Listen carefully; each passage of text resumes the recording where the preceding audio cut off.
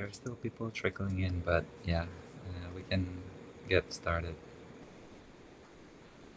So I will quickly start. Oh, salah apa? Thank you semuanya lagi untuk join this Iman yang Berpikir sesi ketiga. Mungkin sebagian orang semua udah ikut dari awal kali, tapi untuk yang baru pertama kali join, sedikit intro lagi tentang pembimbing kita, Romo Hartono, yang telah bersama kita di WKICU sejak tahun 94 sampai tahun 2000, dan sampai sekarang pun masih di sini membantu kita. So, bersyukur, dan I'm not gonna, without further ado, kasih doa pembukaan dari Romo, dan akan ada video yang diputar dengan initial lecture. So, silakan Romo. Thank you.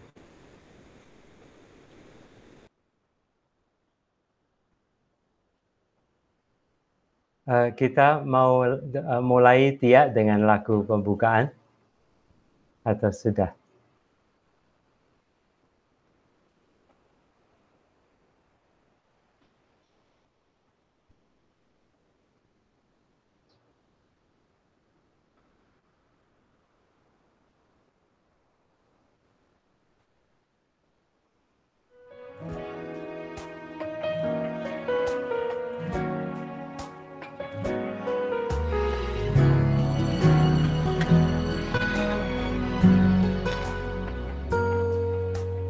Meski ombak gelombang naik tinggi menerjang, jangan bimbang, harap padanya, tangan Tuhan menjaga. Tuhan tak pernah diam, Tuhan tak pernah lalai. Jangan bimbang, harap padanya, tangan Tuhan pelihara.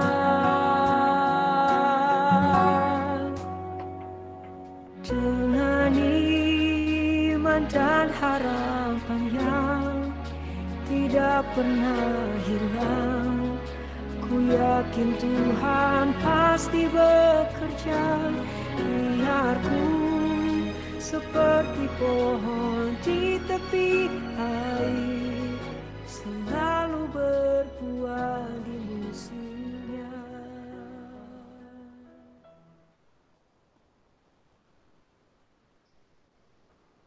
Dalam nama Bapa dan Putra dan Roh Kudus. Amin.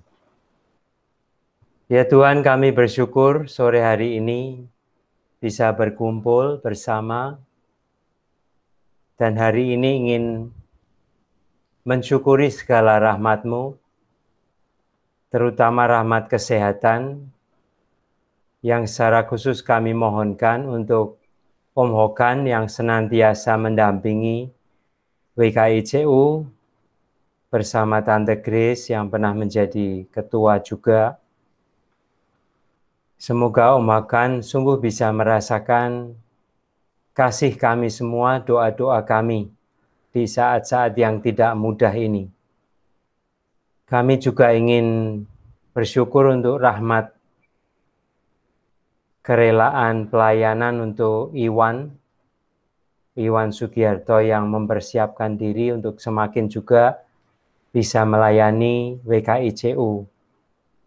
Hari ini kami mohon terang-Mu ya Tuhan, supaya bisa discernment, menimbang iman kami akan Engkau, Allah pencipta langit dan bumi dan segala sesuatu yang kelihatan maupun yang tidak kelihatan. Kami aturkan satu jam ini supaya menjadi saat rahmat bagi kami semua, dalam nama Putramu, Tuhan kami Yesus Kristus. Amin. Santo Aloysius Gonzaga, doakanlah kami. Dalam nama Bapa dan Putra dan Roh Kudus. Amin. Saudari-saudara sekalian, kita akan melihat video yang saya persiapkan tentang tema kita, Allah Pencipta langit dan bumi dan segala sesuatu yang kelihatan dan tak kelihatan. Tema ini sangat menarik karena perkembangan ilmu pengetahuan, dan tentu saja perkembangan ilmu pengetahuan itu dilatar belakangi oleh kemajuan kita sekalian bangsa manusia di dalam, katakanlah, berpikir, memajukan peradaban dan kebudayaan dan segala macam hal-hal yang sebetulnya dimaksudkan untuk kemajuan atau memajukan kemanusiaan kita bersama. Nah, kita nanti ikut memikir-mikirkan karena kita juga diundang untuk senantiasa untuk caring, untuk to care our common home, ciptaan segalanya, dan juga kita diundang untuk berbahagia di dalam common home kita ini, yang kita yakini sebagai ciptaan Tuhan. Marilah kita sekitar 10 menit melihat persiapan yang saya rekam di dalam video. Tia, minta tolong. Saudari-saudara sekalian, kita berjumpa kembali dalam acara Iman yang Berpikir. Kali ini kita akan membahas tentang Allah Pencipta langit dan bumi. Pertanyaan awal, Allah Pencipta langit dan bumi. Apakah ada sesuatu sebelum penciptaan? Pertanyaan lebih lanjut adalah, kalau menciptakan kan berarti ada ciptaan. Nah, mengapa ada seakan-akan lebih penting daripada ketidakadaan? Lalu kita pernah belajar tentang teori evolusi. Apakah teori evolusi berlawanan dengan kisah atau paham penciptaan dalam kitab suci? Kita diingatkan, kadang-kadang kita juga pikir bahwa kitab suci itu sepertinya sumber segala keilmiahan. Masa lalu, masa sekarang, masa depan. Nah, ada juga orang yang berpikir bahwa kitab suci tidak mungkin sebagai sabda Allah memuat kesalahan apapun. Kesalahan historis, data ilmiah, kesalahan teologis, karena sabda Allah. Marilah kita membicarakan hal itu dengan mencoba menjernihkan pemikiran-pemikiran, pemahaman kita. Santo Thomas Aquinas mengatakan bahwa dari sudut pandang iman, dunia itu ada permulaannya. Tidak seperti pandangan filsuf. Aristoteles misalnya bahwa dunia itu selalu ada, kekal, dulu, sekarang, dan ke depan, selalu ada. Nah, bagaimana kita dengan memahami teori Big Bang itu? Yang rupanya sepertinya membenarkan kekekalan ke belakang dan ke depan.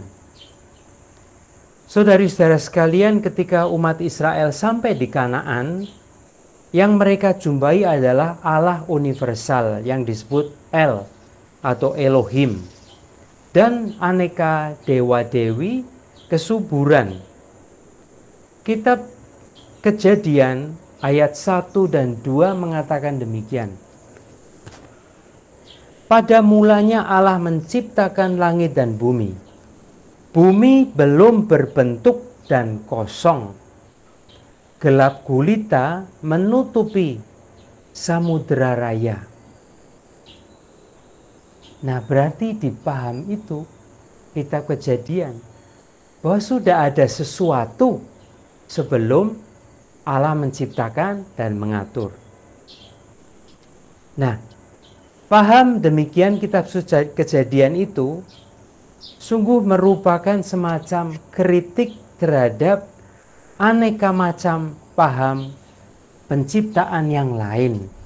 Misalnya oleh dewa-dewi kesuburan, oleh kekuatan kegelapan dan kekuatan terang, itu sehingga penciptanya ada dua, dari yang maha baik, yang maha jahat.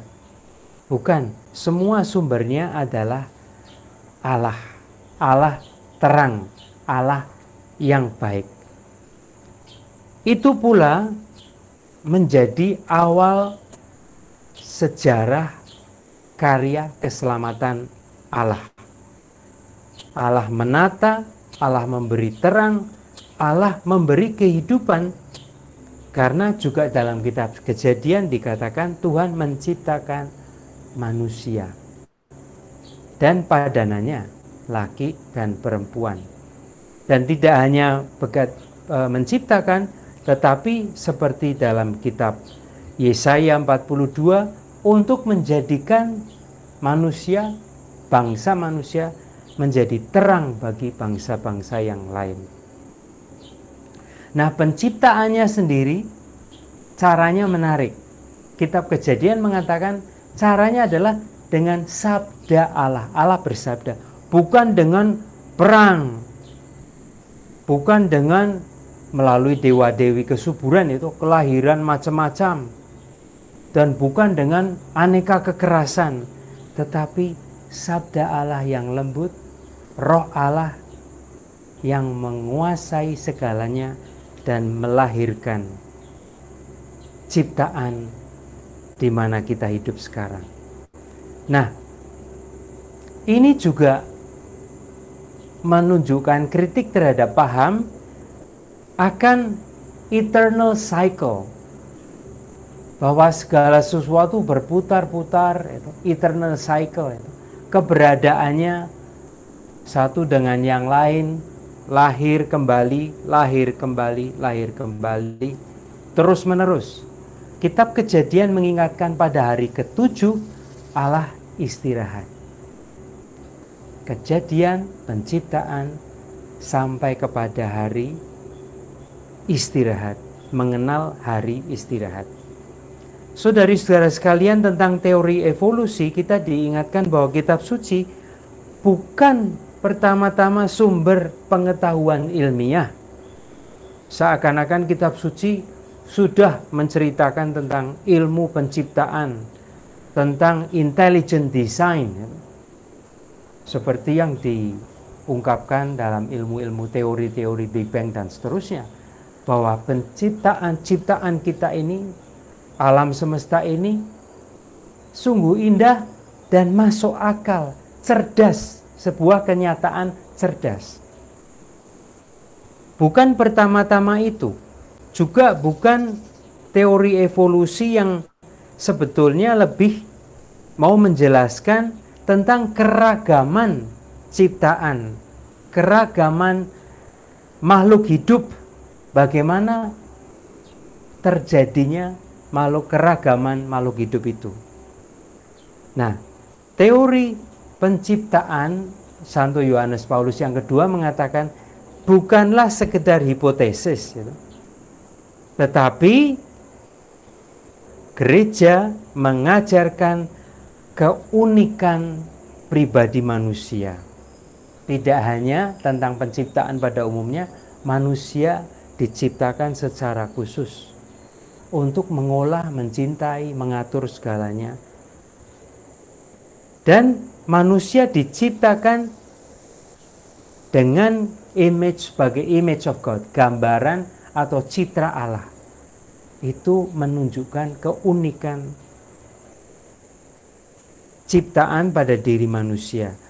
Nah, hal demikian itu mau menunjukkan faham ciptaan di dalam kitab suci,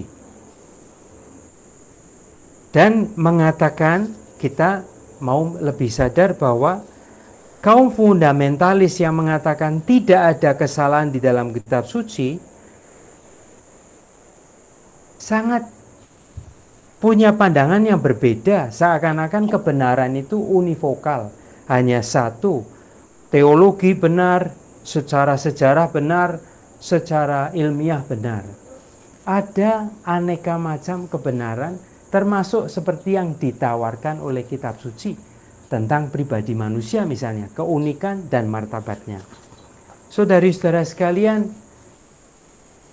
kita ingin juga menyebutkan tentang creatio ex nihilo, penciptaan dari ketiadaan. Yang mau dikatakan di sini adalah Allah sebagai penyebab otonom, dan ciptaan termasuk kita sekalian adalah secondary causality, ciptaan yang tergantung pada Allah, dan ketergantungan ini sedemikian mendalam sehingga tanpa Allah ciptaan akan berhenti berada, berhenti eksis. Karena Allah jadi dirinya adalah self-subsisting being. Allah is to be. Ada yang sejati sesungguhnya adalah Allah sendiri. Dan kita semua adalah contingent being.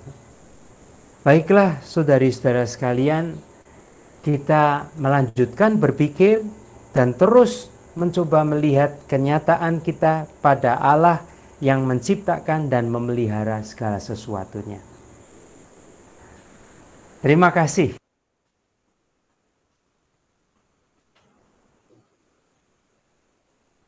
Saudari-saudara sekalian, demikianlah persiapan yang saya rekam, gitu. Lalu sekarang saya kembalikan kepada Erik. Kita akan memasuki untuk menimbang-nimbang lebih jauh, juga menurut pemahaman pembelajaran kita. Lalu nanti kita juga ingin lebih mengenali, lalu apa yang saya percayai saat ini, apa yang sungguh saya percayai saat ini, ya. Silakan Erik, saya kembalikan kepadamu. Thank you Romo. Thank you semua yang barusan join juga. So ya, seperti yang Romo bilang, sekarang it's a Q&A session. Jadi bagi yang seperti biasa, silakan bisa unmute dan langsung memberikan pertanyaannya, atau bisa also raise your hand and then I can point out your name. I mean, I sendiri sadar actually 10 menit itu tadi nyoba fokus dengerin, banyak sekali kata-kata yang lewat dari kepalaku. So feel free kalau ada yang mau bertanya.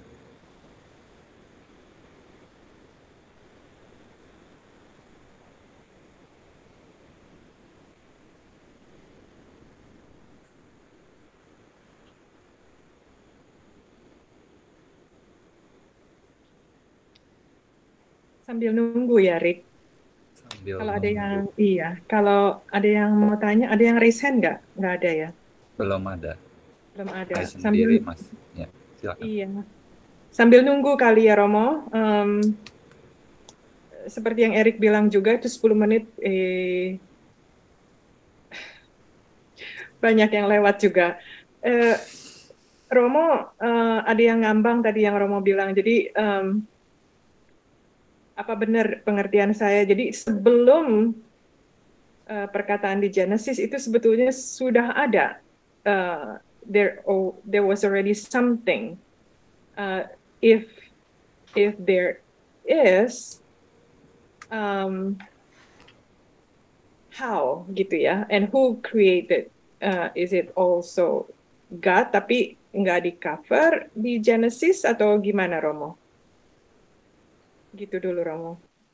Ya, tadi itu memang saya temukan di dalam bacaan yang untuk mempersiapkan pertemuan kita. Saya merasa being intrigued juga ya, ya betul juga ya kan, kitab Kejadian mengatakan sebelum penciptaan itu semuanya kacau balau, katakanlah singkatnya begitu ya, tidak ada bentuknya, gelap dan seterusnya itu. Jadi dari chaos menjadi kosmos, ya, chaotic menjadi sesuatu yang tertata. Nah kan berarti ada yang bisa disimpulkan sudah ada sesuatu. Malah tadi Mayo menanyakan sesuatu yang lebih radikal lagi. Lalu siapa itu? Ya, Romo. Ya, itu yang berarti kalau ada kan ada yang mengadakan. Oke, ya itu mau kita menyadari dulu. Nah, sekarang saya datang dari teologi Katolik. Yang pertama tentang Kitab Kejadian. Kitab Kejadian itu adalah mau menjelaskan awal mula creation ini, tapi dari masa pre-scientific. Ya, jadi kita mesti hati-hati kalau mau menerapkan pikiran scientific kita itu. Kita sekarang sudah sekolah macam-macam, dapat informasi macam-macam. Nah, Kitab Kejadian yang ribuan tahun sebelum masa kita itu belum tahu apa-apa. Katakanlah demikian, seperti yang sekolahnya tidak sama dengan kita. Satu, ya. Jadi catatannya ini pre-scientific way of explaining the genesis of everything. Ya. Lalu yang kedua, teologi. Nah, teologi yang di bagian akhir dari yang saya persiapkan tadi, yang istilah kerennya kan diciptakan dari ketiadaan. Nah kan langsung seperti berlawanan dengan yang kita bicarakan sampai sekarang. Ya, karena sudah semacam ada, atau di dalam filsafat, teologi dan filsafat itu bersahabat baik ya. Apa maksudmu kalau mengatakan ada? Ada itu apa? Ada itu lawannya tidak ada, atau kamu mengkualifikasikan yang kamu katakan ada itu. Kita sekarang bicara seakan-akan kita bertanya kepada Thomas Aquinas atau teolog Katolik. Nah, kelihatan bahwa teologi Katolik itu mengkualifikasi ada menjadi ada sungguh, kalau itu yang mengadakan adalah Allah. Dan menurut teologi Katolik, yang diadakan Allah itu, misalnya ciptaan ini diciptakan oleh Allah baik adanya, lalu dimahkotai oleh penciptaan manusia. Ya, dan manusia itu tidak diciptakan untuk menjadi budaknya Allah, lalu supaya takut pada Allah, supaya lari terbirit-birit setiap kali Allah lewat, gitu. Tetapi diciptakan dengan citra Allah. Ya, diciptakan, katakanlah melihat manusia, itu kita melihat bayang-bayang Tuhan, bayangkan itu teologinya itu. Maka ini sebuah panggilan, sebetulnya visi tentang penciptaan ini juga ajaran Katolik ini seperti sebuah panggilan. Lalu kita seperti bertanya diri sejauh mana kita ini menjadi semacam cermin, ya, mencerminkan kehadiran Allah sendiri. Ya, itu dulu ya, lalu kita silahkan nanti kita masih boleh bicara. Lalu siapa yang menciptakan chaos itu? Ya.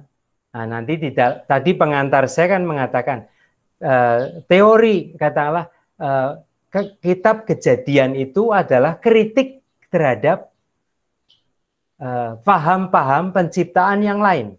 Nanti tambah seru itu. Kalau nanti kita tanya terus, saya nanti diingatkan lagi ya. Nanti saya ceritakan yang perang-perang seru itu.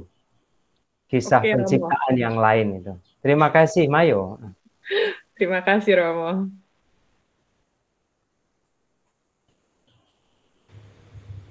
Thank you, Mayo, buat pertanyaan pembukaannya. Saya jujur sendiri tambah pusing, tapi silakan kalau ada yang bertanya.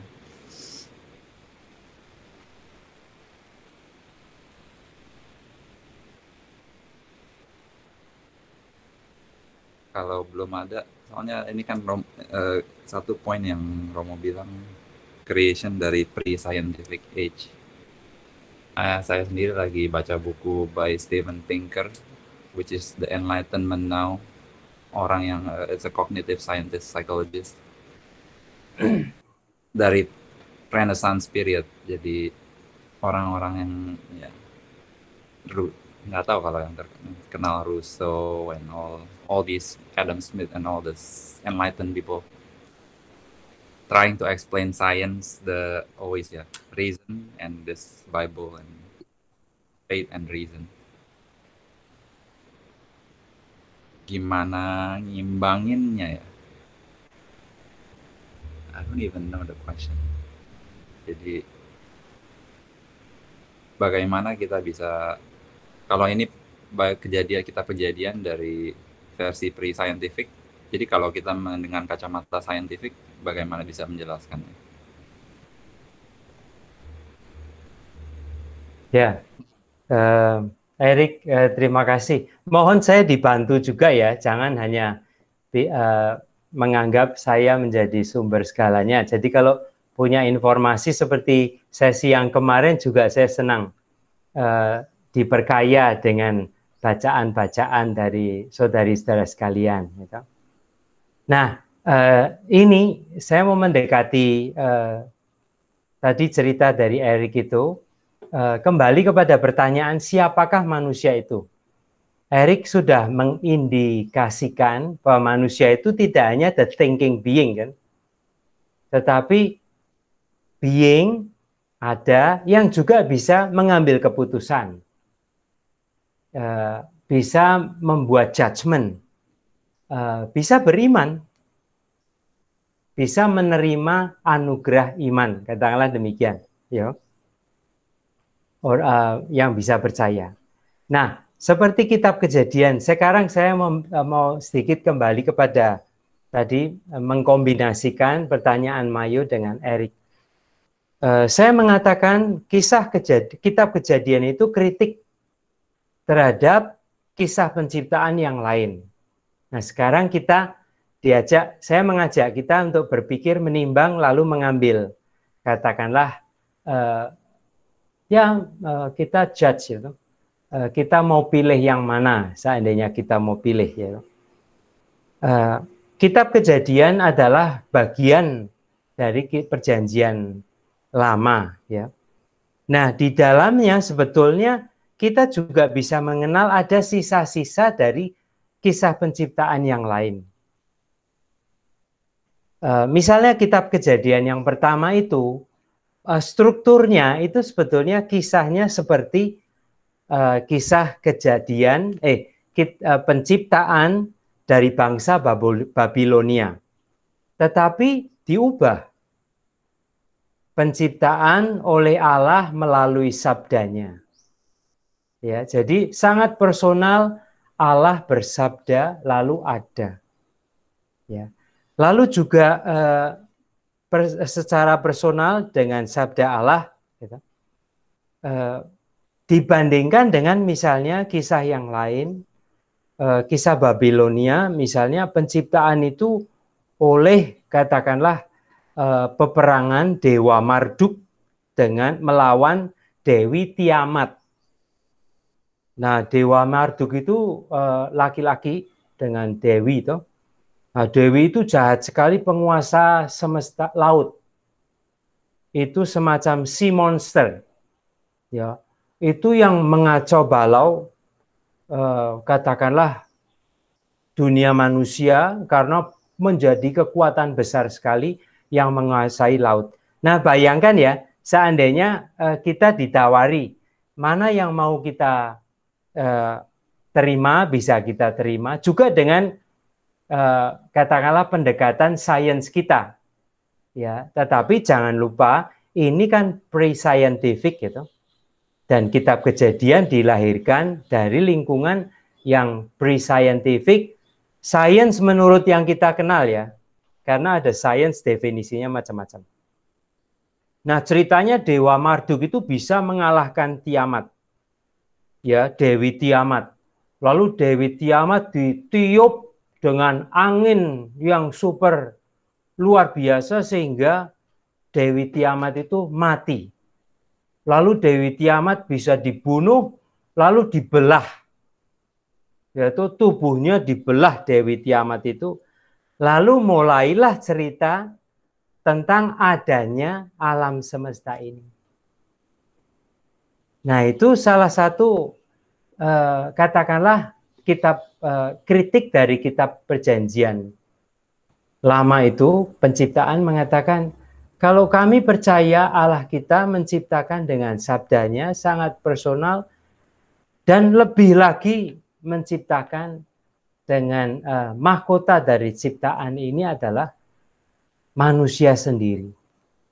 Ya, malah sedemikian dikasihi sehingga dipercaya manusia itu diciptakan dengan image God's image, citra Allah.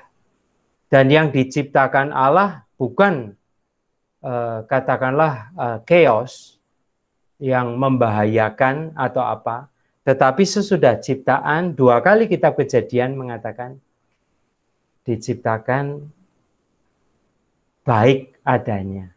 2 kali itu sangat baik adanya.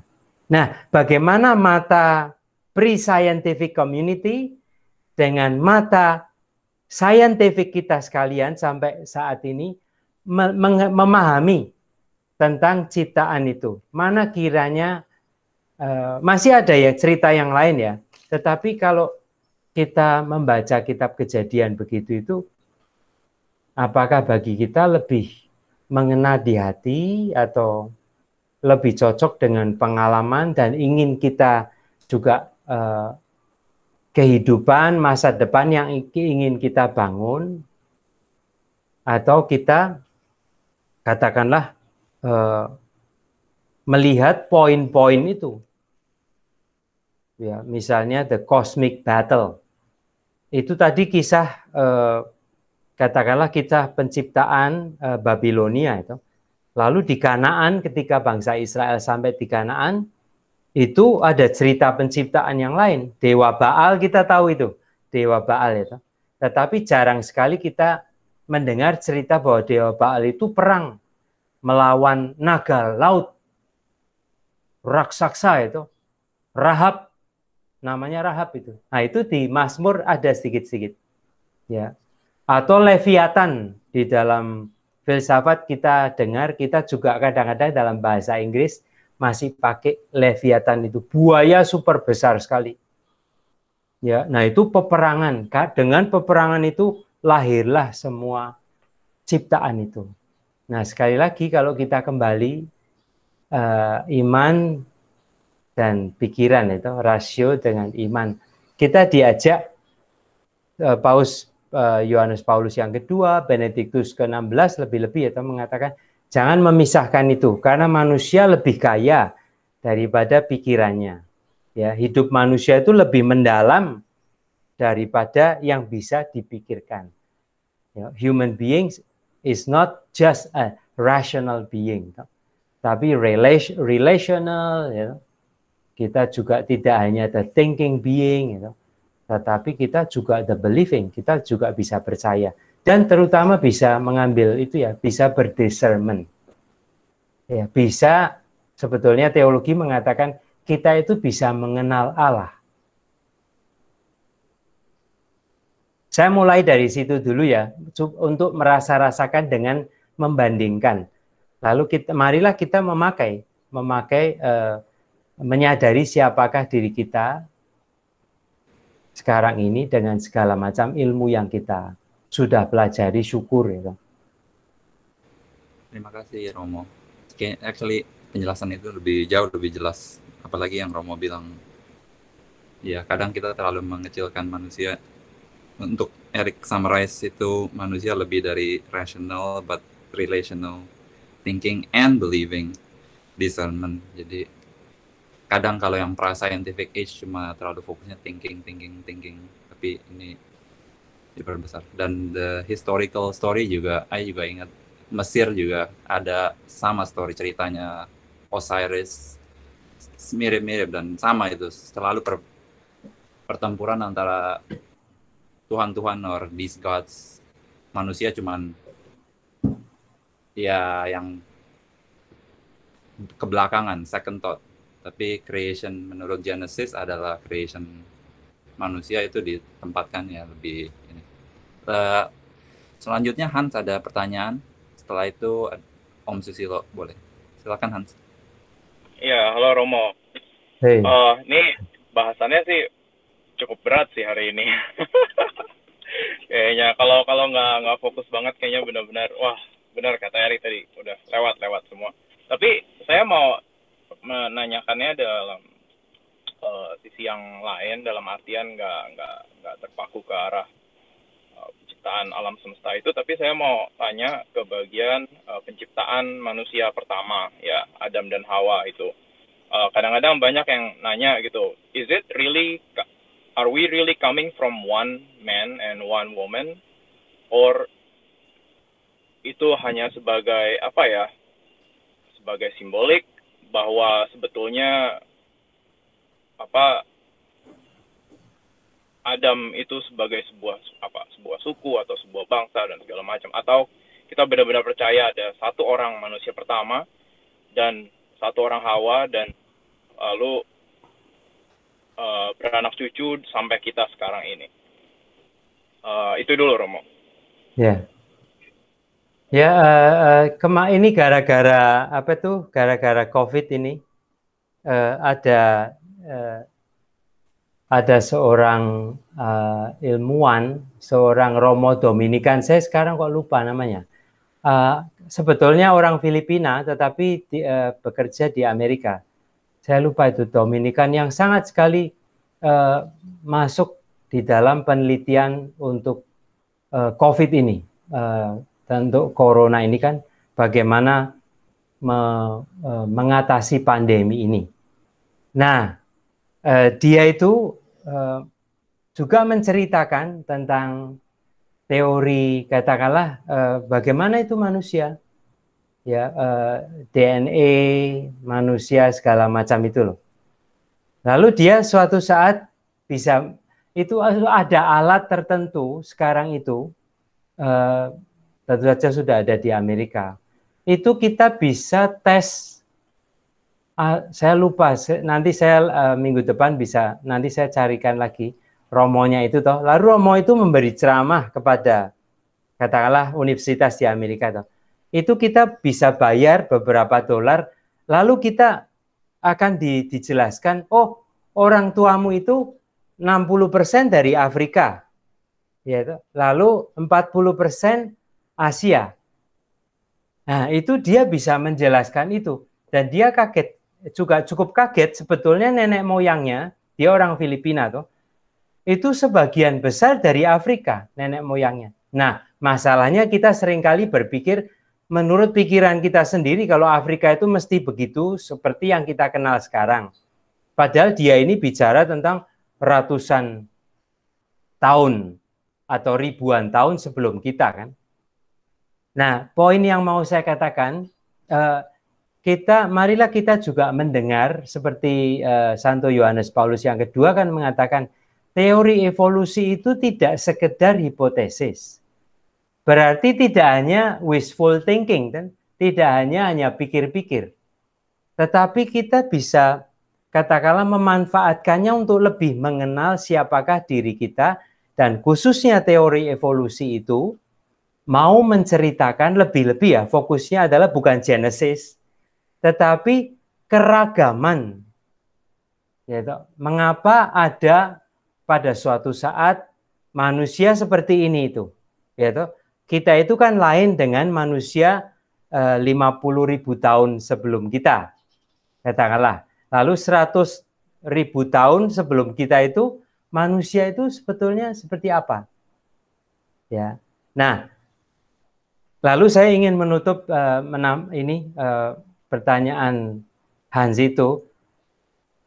Yang pertama, mau mengatakan, kalau dari sudut kitab suci, ya kita mendengar cerita Adam dan Hawa itu.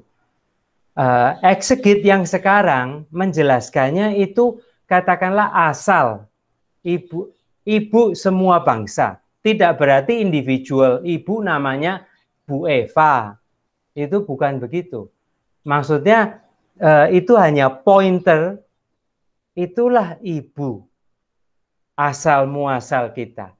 Lah ayah, katakanlah asal muasal bangsa manusia itu yaitu Adam.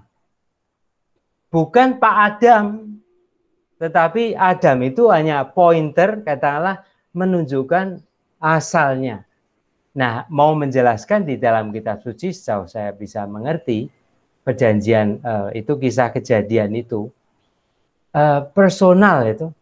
Allah itu menciptakan bukan seperti pabrik, yaitu sudah ada cetakannya, lalu klub ada 100 Erik atau 10.000 Erik, 10.000 Hans yang sama semua itu. Tetapi ada personal care yang melahirkan katakanlah personal creation. Nah, itu bahasanya di dalam kitab suci yang kita baca seperti kitab penciptaan Adam dan Hawa itu. Adam diciptakan dulu, itu juga banyak kritik ya, mengapa Adam duluan itu. Apa artinya itu Adam dibuat tidur, itu semua ada artinya di dalam itu ya. Lalu mengapa sebelah rusuk dari Adam? Apakah berarti perempuan itu, si Eva itu, apakah hanya potongan dari Adam? Atau maksudnya adalah complementarity itu. Manusia adalah yaitu Adam dan Hawa itu. Kesatuan yang membangun keseluruhan. Nah itu, maka bahasa kitab suci itu simbol-simbol itu. Nah terus yang kedua, tadi Santo Yohanes Paulus mengatakan bukan sekedar hipotesis itu ya. Memang itu bagian dari misteri kita, katakanlah itu. Lalu keragaman itu kok berubah-ubah ya, manusia yang Homo sapiens, sebelum Homo sapiens itu manusia yang bergerak Homo erectus itu. Sudah mulai begitu, lalu mulai erectus. Nah, lalu ke depan ini tidak tahu bagaimana itu. Sesudah Homo erectus yang berdiri tegak, yang berjalan tegak, Homo sapiens yang berpikir, lalu ke depan bagaimana? Untuk ke depan saya senang suatu saat saya lupa melihat kartun. Tapi saya kira ini bagus untuk refleksi diri gitu. Karena semuanya ada di masa depan suatu saat itu gitu. Lalu kartun itu menunjukkan orangnya kan tidak bergerak. Jadi hanya kepala besar tapi badannya sudah tidak, menurut kita kurang indah itu. Karena hanya pikirannya aja yang besar tuh. Lalu jarang bergerak dan seterusnya, bentuknya aneh-aneh. Tetapi mungkin pada waktu itu acceptable. Yaitu karena misalnya tidak ada yang mempertanyakan sekarang ini, kok mengapa kita matanya hanya 2 ada di sini toh? Mengapa tidak 3 ada di sini? Mungkin lebih cantik juga ada mata di sini 1. Apalagi di belakang, daripada pakai spion, pakai ada belakang. Nah itu pengandaian yang katakanlah ya boleh kita pikirkan, tetapi mau mencoba memikirkan ulang sebetulnya ada manusia itu bagaimana toh? Terima kasih Romo. Thank you Hans buat pertanyaannya. Om Susilo boleh? Silakan. Romo, Susilo. Ya, Pak Susilo. Ini sebelum saya bertanya ini saya mau sedikit menanggapi apa yang Hans tanyakan. Hanya suatu pendapat ya. Saya dulu pernah waktu saya sekolah itu pernah ada suatu orang ya, seorang kerja di NASA ya, jadi very scientific person, and how he interpret Adam and Eve in the context of the Bible and in the context of the physical science right now. Nah, terus dia bilang begini, Tuhan itu kan seperti kita tahu kalau kita lihat sejarah evolusi itu humanoids atau apes gitu ya, big apes humanoid itu sudah ada berevolusi sejak 2 juta tahun yang lalu. Itu terus berkembang dari yang naik buun sampai turun ke savana sampai dia dari bongkok dia naik gitu lah, itu teorinya udah banyak begitu. Terus timbul manusia Neanderthal, Homo pekinensis, Homo Australia dan sebagainya. Itu pun telah diselidiki juga oleh salah seorang Yesuit, Teilhard de Chardin. Karena dia selain seorang antropolog, ya, dia juga seorang Jesuit. Ya. Nah, jadi perkembangan itu kalau menurut guru saya ini, dia bilang begini, itu manusia perkembangan jutaan tahun, itu menurut dia baru pada 70.000 tahun yang lalu, itu baru yang disebut Homo sapiens. Yang sebelumnya didulukan oleh 3 sapiens yang besar. Saya lupa itu. Itu Homo Neanderthal, itu yang di Eropa. Terus Homo macam-macam, ada 3. Terus mereka punah, sehingga timbul manusia 70.000 tahun itu yang disebut Homo sapiens. Sebelumnya ada Homo erectus, Homo Neanderthal, dan sebagainya. Tapi itu punah karena evolusi. Nah, kenapa dia bilang Homo sapiens ini mungkin, menurut dia, itu adalah yang kita maksud dengan Adam and Eve. Manusia yang sebenarnya. Karena apa? Pada saat itu manusia bisa refleksi diri, mempunyai kesadaran, mempunyai intelektualitas, dan mempunyai hati nurani. Sebelumnya kan sedikit-sedikit lah begitu, campuran. Nah, makanya pada waktu Adam and Eve diciptakan, menurut Genesis itu, in the image and likeness of God, sebagai manusia yang mempunyai reason. Karena sebelumnya reasonnya setengah-setengah atau nggak punya reason. Masih hurt gitu ya, masih insting dan sebagainya. Jadi kalau menurut dia, Homo sapiens itu adalah untuk mengejawantahkan lambang dari manusia yang sebenarnya Adam and Eve. Jadi nggak gajak bujuk kalau menurut orang-orang yang sedikit fundamentalis, manusia tuh diciptakan, kalau kita nonton di film, mana tuh gajah bujuk kayak kita begitu bentuknya. Enggak. Itu adalah suatu titik dalam perkembangan evolusi yang sedemikian lama. Nah itu pendapat dia, ya mungkin juga saya ya oke lah. Nah itu Hans mungkin saya bisa menjawab. Tetapi sekarang saya kembali kepada pertanyaan saya. Tadi kan tanggapan, saya sama pertanyaan saya. Itu saya tertarik yang Romo bilang pre-scientific sama scientific. Di pre-scientific tadi Romo bilang ada peperangan antara Marduk dan sebagainya itu ya. Itu kita akuin karena pada saat itu kan pengetahuan belum sehebat sekarang. Ya. Itu masih bersifat simbolik, bersifat aforisme, bersifat mitologi. Ya kita terima aja oke. Cuman kesulitannya kalau kita membaca mitologi yang sedemikian banyak dari sekian banyak kebudayaan, itu kita mesti interpretasi dengan sangat hati-hati. Mungkin beda kepala, beda interpretasi. Tapi it's okay ya. Tetapi yang lebih bisa mendekati pandangan saya mengenai Genesis ini ya, adalah pandangan daripada scientific approach. Terutama dengan teori-teori yang belakangan ini timbul, yang banyak kita baca adalah mengenai Big Bang, mengenai Darwinism, mengenai apalagi terakhir ini dengan quantum physics, dengan yang disebut modern physics, apalagi dengan astrofisik. Dan kita mesti ingat, Big Bang itu pun sebenarnya diciptakan oleh Pasteur. Jadi Pasteur itu kadang-kadang very scientific. Kayak Teilhard de Chardin, very scientific. Mendel is very scientific. Ya, jadi banyak hal-hal yang bersifat scientific itu kita harus berhutang budi justru kepada para Pasteur. Nah, cuman dari segala penjelasan saintifik ini menurut saya ada satu kelemahan gitu. Bukan kelemahannya, satu ya kekurangan. Yaitu mereka selalu memandang segala sesuatu dari segi diri seseorang sebagai subjek. Itu yang dikenal dengan nama anthropocentrism.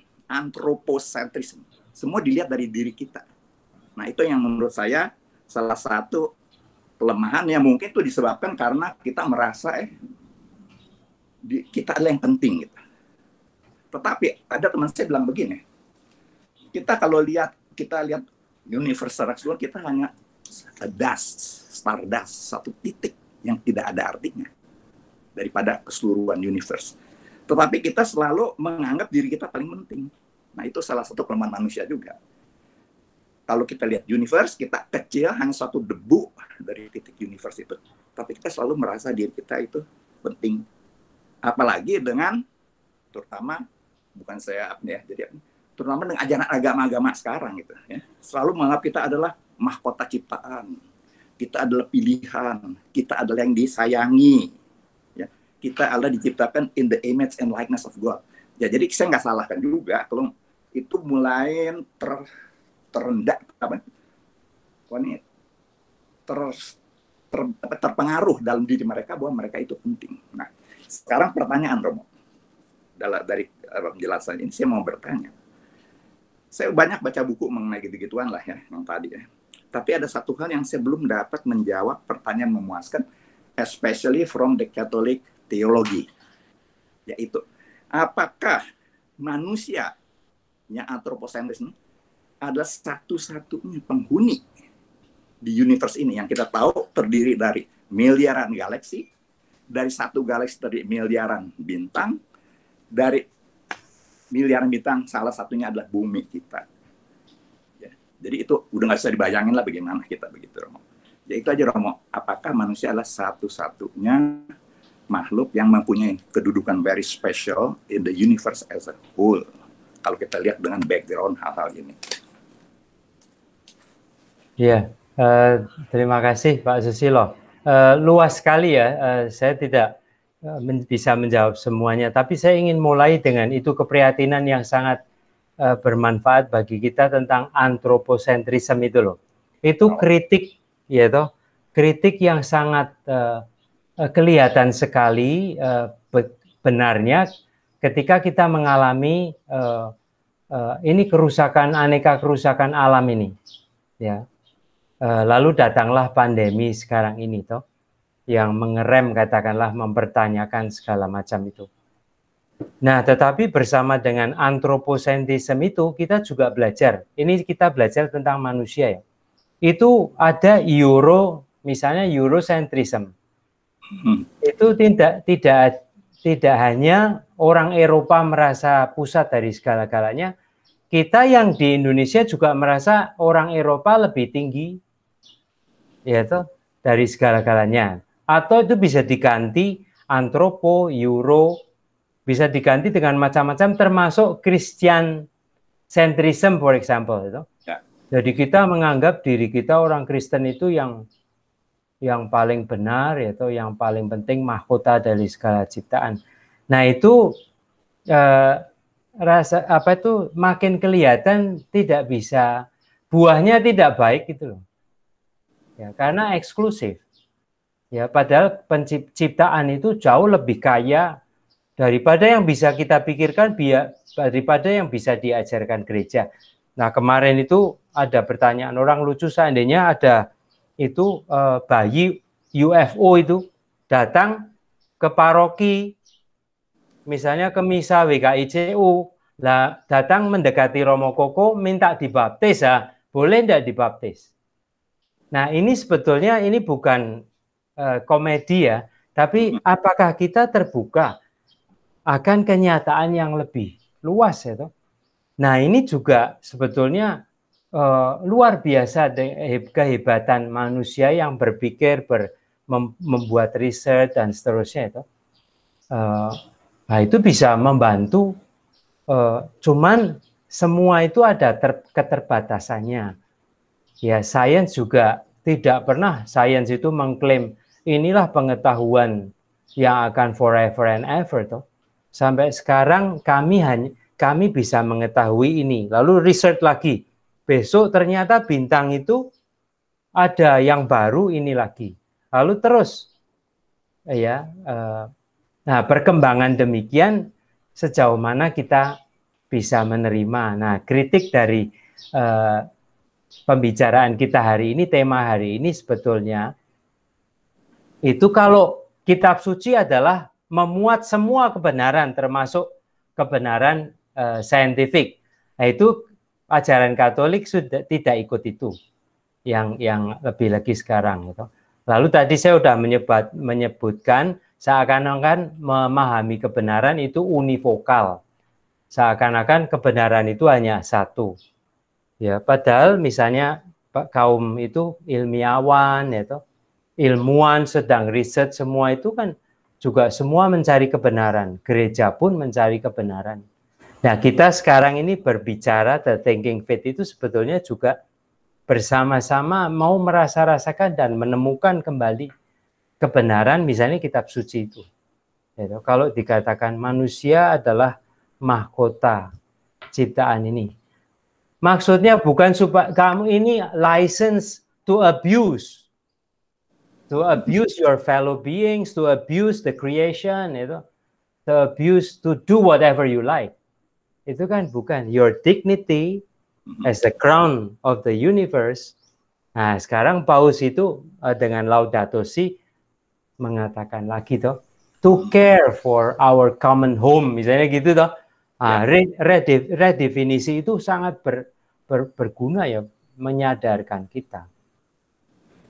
Kurang lebih itu ya, tetapi memang ini saatnya untuk membicarakan aneka macam kemajuan itu, termasuk penyakit-penyakit kita ini toh.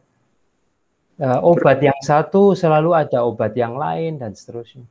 Terus Romo, yang pertanyaan saya belum dijawab nih Romo. Apa kita manusia ada satu-satunya yang tinggal atau mempunyai kedudukan spesial di dalam universe ini yang sedemikian besar? Ya, kitab suci mengajarkan demikian. Tetapi kitab suci sejauh kita mengenal, ya toh. Tapi nanti kalau ada guru manusia, kita mungkin perlu itu karena manusia kacau balau begini. Wong sekarang aja distribusi vaksin aja enggak jelas-jelas kok. Sudah jelas ada kebutuhan itu tertentu. Kita sulit sekali. Perang di Myanmar ini, frater-frater saya sedang perang sedih sekali toh perang di Myanmar, enggak bisa di stop. Nah, itu gimana itu? Kita butuh guru kemanusiaan itu. Eric, please. Satu hal yang saya bisa tambahkan dari Romo sendiri tadi ada bilang kebenaran. Di Genesis, satu hal yang kadang kita lupa adalah kebaikan. So, Tuhan sendiri bilang itu baik, semua itu baik apa adanya. So, kadang dengan manusia dengan berpikirnya mencari rasional dan selalu mencari kebenaran, kadang lupa dan bahwa semua itu 2000 tahun lalu, sekarang sampai depan adalah sudah baik adanya. Jadi mungkin itu yang bisa saya tambahkan. Dan I know Ivan ada pertanyaan tapi ada time check, kita sisa 3 menit Romo. Jadi baiknya bagaimana? Mungkin disebut saja pertanyaannya dulu supaya kita bisa mendengar keprihatinannya. Silakan. Oh, saya nggak prihatin. Nggak, saya cuma mau respon that karena Romo bilang tadi kalau kejadian tuh seakan-akan merespon the surrounding Enuma Elish semua kan, betul ya.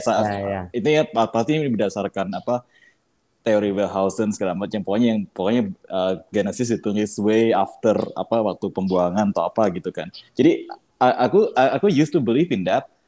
Tapi actually recently I feel like setelah dibaca-baca lagi kok ternyata it feels different enough gitu. Jadi I thought that the Genesis actually its own tradition, that itu bukan itu bukan jiplak dari mana terus try to make a response of it, but this is just this is an independent account. Yeah, I feel like there's enough difference between the gods of like the other Middle Eastern culture and the gods of Yahweh that it doesn't seem to be coming from the satu sumber gitu, but it seems like looks like the writer of the Genesis and the 5 books, it seems like they develop their tradition independently from the rest, the Babel, Mesir gitu.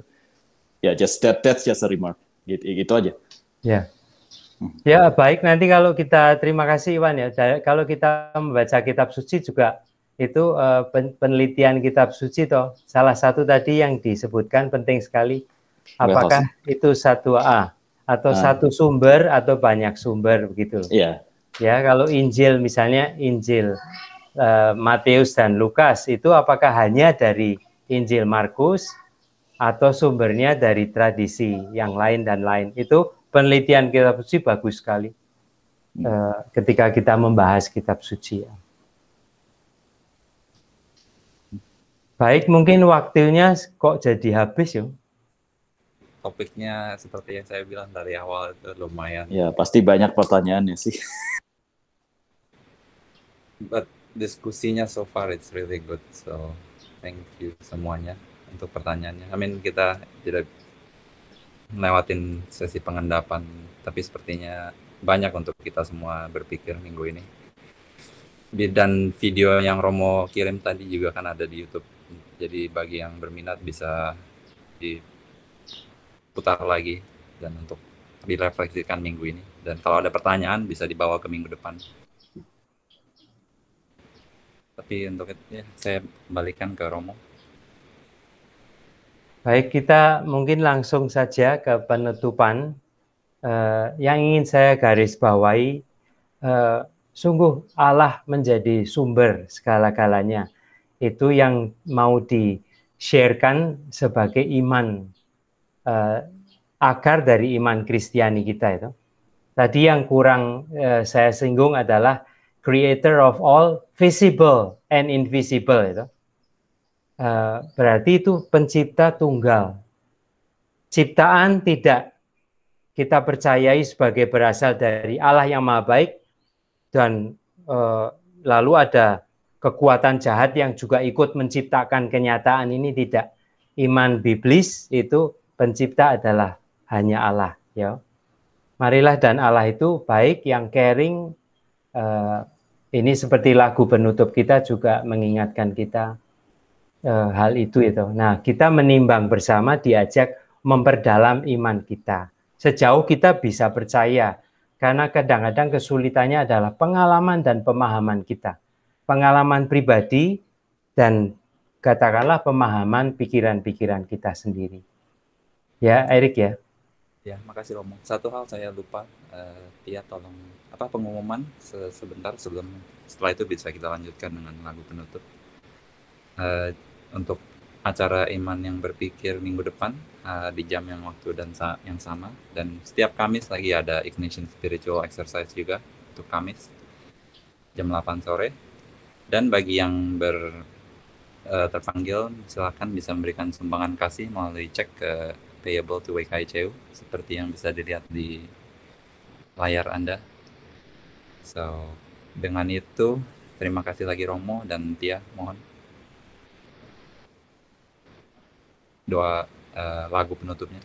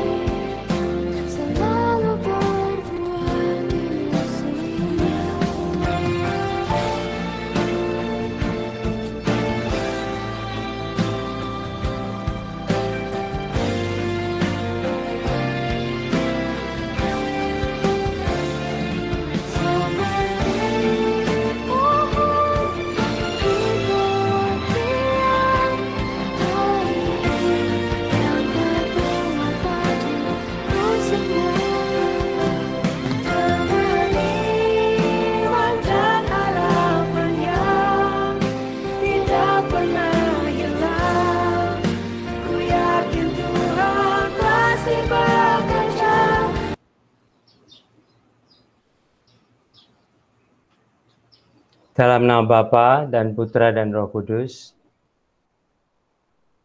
Ya Tuhan, kami berterima kasih boleh berkumpul 1 jam ini untuk mengamini iman Kristiani kami akan Engkau pencipta langit dan bumi dan segala sesuatu yang kelihatan dan tak kelihatan secara baik, dan bagi kami supaya kami bisa bahagia di dalam masyarakat maupun di tengah alam semesta ini, dan kebahagiaan kami teruskan dalam berbagi, saling mendampingi, saling mendoakan, dan saling menolong. Akhirnya kami sekali lagi berdoa untuk Om Hokan dan semua yang memerlukan rahmat kesehatan khusus, dan gugahlah hati kami senantiasa untuk bisa terus saling melayani, membuat kehidupan kami lebih baik dan lebih membahagiakan. Kami haturkan doa ini dalam nama Putramu, Tuhan kami Yesus Kristus. Amin. Tuhan beserta kita. Dan selama-lamanya. Semoga kita sekalian diberkati bersama dengan orang-orang yang kita secara khusus doakan, kita kasihi, dilindungi dan senantiasa teguhkan oleh Allah yang Maha Kuasa, Bapa, Putra, dan Roh Kudus. Amin. Amin. Terima kasih, Romo. Sampai ketemu minggu depan. Terima kasih. Terima kasih sudah kumpul-kumpul. Terima kasih Romo. Terima kasih.